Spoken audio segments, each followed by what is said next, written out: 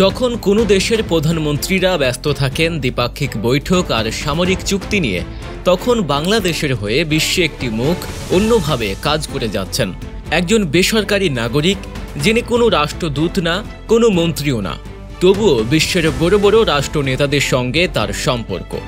বিশ্বমঞ্চে যার কথা শোনা হয় গভীর মনোযোগ দিয়ে, তিনি হলেন ডক্টর মোহাম্মদ ইউনূস। তার হাত ধরেই বাংলাদেশ পাচ্ছে এক নতুন রকমের বৈশ্বিক সংযোগ, যার নাম ৩৬০ ডিগ্রি কূটনীতি। ২৪-এর ছাত্র জনতার গণ অভ্যুত্থানের পর কাঙ্ক্ষিত পরিবর্তনের মধ্য দিয়েই যাচ্ছে বাংলাদেশ। অন্তর্বর্তী সরকারের প্রধান উপদেষ্টা ও শান্তিতে নোবেল পুরস্কার বিজয়ী অধ্যাপক ডক্টর মোহাম্মদ ইউনূস তার কূটনৈতিক সুনামকে কাজে লাগিয়ে এদেশের মসৃণ পরিবর্তনের গতিশীলতাকে সামলে যাচ্ছেন নিপুণভাবে। তিনি তার ভারসাম্যপূর্ণ ও বহুমুখী কূটনীতি দিয়ে বাংলাদেশের বৈদেশিক নীতিতে উন্মোচন করেছেন এক নতুন দিগন্ত। বিশ্লেষকরা একে বলছে ৩৬০ ডিগ্রি কূটনীতি, যেখানে পূর্ব পশ্চিম, উত্তর দক্ষিণ সব দিকেই ছড়িয়েছে তার কূটনৈতিক উদ্যোগ। তারা বলছেন ঐতিহ্যগত মিত্রদের পাশাপাশি নতুন জোট গড়ে তোলা হচ্ছে। লক্ষ্য জাতীয় স্থিতিশীলতা, অর্থনৈতিক পুনরুদ্ধার এবং আন্তর্জাতিক বিশ্বে বাংলাদেশের গ্রহণযোগ্যতা নিশ্চিত করা। প্রথম সাফল্য, সংযুক্ত আরব আমিরাতে বাংলাদেশিদের ক্ষমা। অধ্যাপক ইউনূসের নেতৃত্বে প্রথম গুরুত্বপূর্ণ কূটনৈতিক সাফল্য আসে সংযুক্ত আরব আমিরাতে। ছাত্র আন্দোলনের পক্ষে বিক্ষোভে অংশ নেয় শতাধিক বাংলাদেশি শ্রমিককে সাজার আদেশ দিয়েছেন দেশটির আদালত। তবে প্রধান উপদেষ্টা ডক্টর মোহাম্মদ ইউনূস ও আমিরাতের প্রেসিডেন্ট শেখ মোহাম্মদ বিন জায়েদ আল নাহিয়ানের সরাসরি আলোচনার পর তাদের মুক্তি দেয়া হয়। পশ্চিমা বিশ্বে দৃঢ় বার্তা।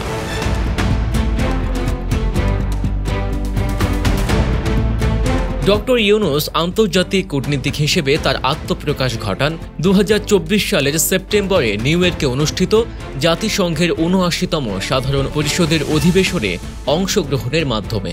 সেখানে তিনি যুক্তরাষ্ট্রের তৎকালীন প্রেসিডেন্ট জো বাইডেনের সঙ্গে গুরুত্বপূর্ণ বৈঠক করেন। বাইডেনের সঙ্গে বৈঠকের পর ক্লিন্টন গ্লোবাল ইনিশিয়েটিভ আয়োজিত এক অনুষ্ঠানে অংশ নেন ডক্টর ইউনূস। সেখানে তিনি তার দীর্ঘদিনের মিত্র সাবেক মার্কিন প্রেসিডেন্ট বিল ক্লিন্টনের সঙ্গে সাক্ষাৎ করেন। বৈঠকে উভয়ই সামাজিক ব্যবসা ও অন্তর্ভুক্তিমূলক উন্নয়ন নিয়ে আলোচনা করেন। এরই ধারাবাহিকতায় তিনি পাকিস্তান, কানাডা ও ইতালির প্রধানমন্ত্রী, ব্রাজিল ও মরিশাসের প্রেসিডেন্ট, বিশ্ব ব্যাংকের প্রেসিডেন্ট, আন্তর্জাতিক মুদ্রা তহবিল, IMF-এর ব্যবস্থাপনা পরিচালক এবং জাতিসংঘের মানবাধিকার হাইকমিশনার ভলকার তুর্কের সঙ্গে বৈঠক করেন।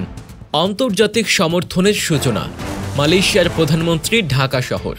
গত অক্টোবরের শুরুতে প্রথম বিদেশি রাষ্ট্রপ্রধান হিসেবে মালয়েশিয়ার প্রধানমন্ত্রী আনোয়ার ইব্রাহিম ঢাকা সফর করেন।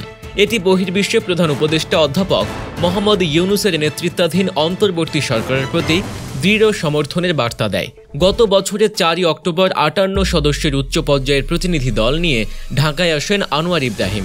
দলটিতে বিনিয়োগ, বাণিজ্য ও শিল্প, পররাষ্ট্র, পরিবহন এবং ধর্ম বিষয়ক উপমন্ত্রী সহ সংসদ সদস্যরাও ছিলেন।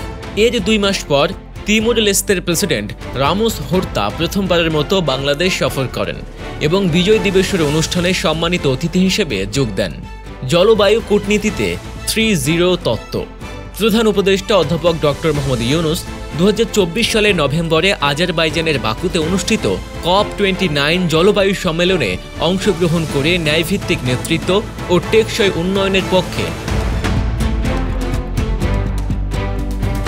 বৈশ্বিক কণ্ঠস্বর হিসেবে তার অবস্থান আরও সুদৃঢ় করেন। সম্মেলনে তিনি বিশ্ব নেতাদের সামনে একটি নতুন সাহসী বৈশ্বিক দৃষ্টিভঙ্গি তুলে ধরেন, যার নাম ৩-০। তিনি ২০টিরও বেশি রাষ্ট্রপ্রধান ও সরকার প্রধানের সঙ্গে বৈঠক করেন। এর মধ্যে ছিলেন তুরস্কের প্রেসিডেন্ট রিসেপ তাইয়েপ এরদোয়ান, সংযুক্ত আরব আমিরাতের প্রেসিডেন্ট শেখ মোহাম্মদ বিন জায়েদ আল নাহিয়ান এবং পাকিস্তান, ভুটান, নেপাল, মালদ্বীপ, বেলজিয়াম, ঘানার প্রধানমন্ত্রী ও প্রেসিডেন্ট। একই সম্মেলনে স্বল্পোন্নত দেশগুলো বিষয়ক উচ্চ পর্যায়ের এক বৈঠকে জাতিসংঘ মহাসচিব অ্যান্তোনিও গুতেরেসের সঙ্গে দেখা করেন।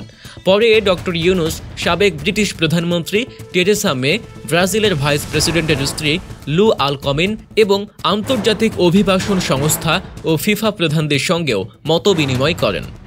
ঢাকায় ইউনূসের সঙ্গে EU-এর ২৭ রাষ্ট্রদূতের ঐতিহাসিক বৈঠক। নজিরবিহীন কূটনৈতিক উদ্যোগের অংশ হিসেবে 2024 সালের 9 ডিসেম্বর ঢাকায় প্রধান উপদেষ্টার সঙ্গে ঢাকা ও নয়াদিল্লিতে নিযুক্ত ইউরোপীয় ইউনিয়নের 27 সদস্য রাষ্ট্রের রাষ্ট্রদূত একযোগে বৈঠক করেন।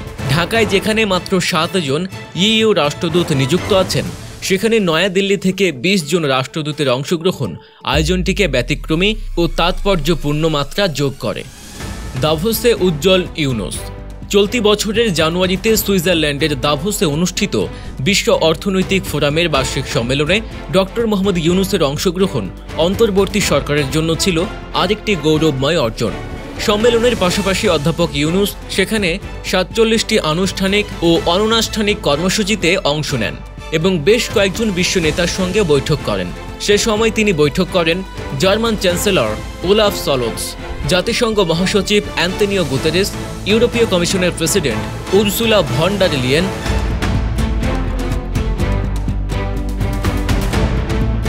এবং টিমোর লেস্তে, মালয়েশিয়া, ফিনল্যান্ড ও থাইল্যান্ডের রাষ্ট্রপ্রধানের সঙ্গে। জাতিসংঘ মহাসচিবের ঢাকা সফর। চলতি বছরের 13 থেকে 16 মার্চ জাতিসংঘ মহাসচিব অ্যান্তনিও গুতেরেস বাংলাদেশ সফর করেন। গুতেরেসের সফরের মূল প্রেক্ষাপট ছিল রোহিঙ্গাদের প্রতি সংহতি এবং আঞ্চলিক স্থিতিশীলতা ও বৈশ্বিক মানবিক সহযোগিতায় বাংলাদেশের নেতৃত্বের ক্রমবর্ধমান ভূমিকার স্বীকৃতি। জাতিসংঘ কর্মকর্তারা একে সংহতি মিশন হিসেবে অভিহিত করেন। চীনের সঙ্গে সম্পর্ক জোরদার। এবছরের 28 মার্চ বেইজিংয়ের গ্রেট হল অব দ্য পিপলে চীনা প্রেসিডেন্ট শি জিনপিংয়ের সঙ্গে বৈঠক করেন প্রধান উপদেষ্টা অধ্যাপক ডক্টর মোহাম্মদ ইউনুস। সেখানে তাকে সম্মান জানাতে কার্যালয় থেকে বেরিয়ে এসে নিজে অভ্যর্থনা জানান চীনা প্রেসিডেন্ট। বৈঠকে প্রেসিডেন্ট শি অন্তর্বর্তী সরকারের প্রতি পূর্ণ সমর্থন ব্যক্ত করেন এবং দুই দেশের মধ্যে অর্থনৈতিক ও প্রযুক্তিগত সহযোগিতা আরও বাড়ানোর প্রতিশ্রুতি দেন। দুই নেতার মধ্যে আঞ্চলিক বিষয় নিয়ে আলোচনা হয়। এর মধ্যে ছিল নদী ব্যবস্থাপনা ও রোহিঙ্গা সংকট। ডক্টর ইউনুস বাংলাদেশের জন্য একটি 50 বছরের সমন্বিত নদী ও পানি ব্যবস্থাপনা পরিকল্পনা প্রণয়নে চীনের সহায়তা চান। বিমস্টেকের নেতৃত্ব গ্রহণ। 2025 সালের এপ্রিলে ব্যাংককে অনুষ্ঠিত 6ষ্ঠ বিমস্টেক শীর্ষ সম্মেলনে বাংলাদেশের প্রতিনিধিত্ব করেন প্রধান উপদেষ্টা মোহাম্মদ ইউনুস। বিমস্টেক সম্মেলনে মোদি ইউনুসের প্রথম বৈঠক। এটি ছিল 2024 সালের আগস্টে আওয়ামী লীগ সরকারের পতনের পর বাংলাদেশ ভারত প্রথম উচ্চ পর্যায়ের কূটনৈতিক সংলাপ। বৈঠকে অধ্যাপক ইউনুস তার সরকারের পক্ষ থেকে ভারতের কাছে বহিষ্কৃত প্রধানমন্ত্রী শেখ হাসিনাকে দেশে ফেরত পাঠানোর অনুরোধের বিষয়টি উত্থাপন করেন। একই সঙ্গে তিনি গঙ্গা পানি চুক্তি নবায়ন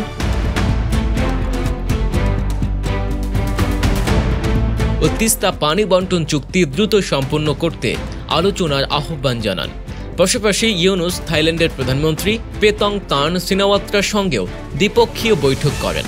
এছাড়া সম্মেলনের ফাঁকে ইউনুস শ্রীলঙ্কার প্রধানমন্ত্রী হারিনিয়া আমারাসুরিয়া, ভুটানের প্রধানমন্ত্রী শেরিং তোগবে এবং বিমস্টেক মহাসচিব ইন্দ্রমণি পাণ্ডের সঙ্গে আলাদা বৈঠক করেন।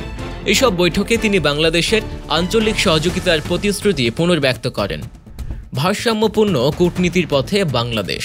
প্রধান উপদেষ্টা ডক্টর মোহাম্মদ ইউনুসের সাম্প্রতিক কূটনৈতিক তৎপরতার লক্ষ্য বাংলাদেশকে আঞ্চলিক ও বৈশ্বিক অঙ্গনে গঠনমূলক, ভারসাম্যপূর্ণ এবং সক্রিয় অংশগ্রহণকারী রাষ্ট্র হিসেবে প্রতিষ্ঠা করা। প্রতিবেশী দেশগুলোর সঙ্গে সম্পর্ক জোরদার করার পাশাপাশি বড় পরাশক্তির সঙ্গে গঠনমূলক অংশীদারিত্ব গড়ে তুলতে বাংলাদেশের অর্থনৈতিক উন্নয়ন, আঞ্চলিক স্থিতিশীলতা এবং আন্তর্জাতিক সহযোগিতার সুযোগ বাড়াতে চান অধ্যাপক ইউনুস। আরব বিশ্বের সঙ্গে সংলাপ। কাতারের আমির Sheikh Tamim bin Hamad Al থানির আমন্ত্রণে প্রধান উপদেষ্টা অধ্যাপক ডক্টর মোহাম্মদ ইউনুস 4 দিনের সরকারি সফরে দোহা যান। সে সময় তিনি কাতারের কাছ থেকে বাংলাদেশের পুনর্গঠনে সর্বাত্মক সহযোগিতার আশ্বাস পান। জাপানে কৌশলগত সফর। বাংলাদেশের বৈশ্বিক অংশীদারিত্ব নতুনভাবে সাজানোর অংশ হিসেবে গত বুধবার থেকে শনিবার পর্যন্ত 4 দিনের সরকারি সফরে আছেন ডক্টর ইউনুস। গত শুক্রবার তিনি জাপানের প্রধানমন্ত্রী শিগেরু ইশিবার সঙ্গে দ্বিপাক্ষীয় বৈঠক করেন। বৈঠকের মূল লক্ষ্য বাংলাদেশের বাজেট ঘাটতি মোকাবেলায় 100 কোটি মার্কিন ডলারের সহজ শর্তে ঋণ নিশ্চিত করা। এই সফরে 7টি সমঝোতা স্মারক সই হয়। দ্বিপাক্ষীয় কূটনীতির পাশাপাশি ইউনুস অংশ নেবে 30তম নিক্কেই ফোরামেও। সেখানেও তিনি লাওস ও পালাউয়ের প্রেসিডেন্ট এবং জাপান ও কম্বোডিয়ার প্রধানমন্ত্রী সহ বেশ কয়েকজন বিশ্ব নেতার সঙ্গে সাক্ষাৎ করবেন। মূলত আঞ্চলিক ও বৈশ্বিক নীতি নির্ধারণে বাংলাদেশ আবারও গুরুত্বপূর্ণ ভূমিকায় ফেরার ইঙ্গিত দেবে অধ্যাপক ইউনুসের এই সফরের মাধ্যমে। অর্থনৈতিক কূটনীতিতে দৃশ্যমান সাফল্য। অধ্যাপক ডক্টর মোহাম্মদ ইউনুসের অর্থনৈতিক কূটনীতির অন্যতম বড় সাফল্য ছিল এবছর ঢাকায় বাংলাদেশ গ্লোবাল ইনভেস্টমেন্ট সামিটের সফল আয়োজন।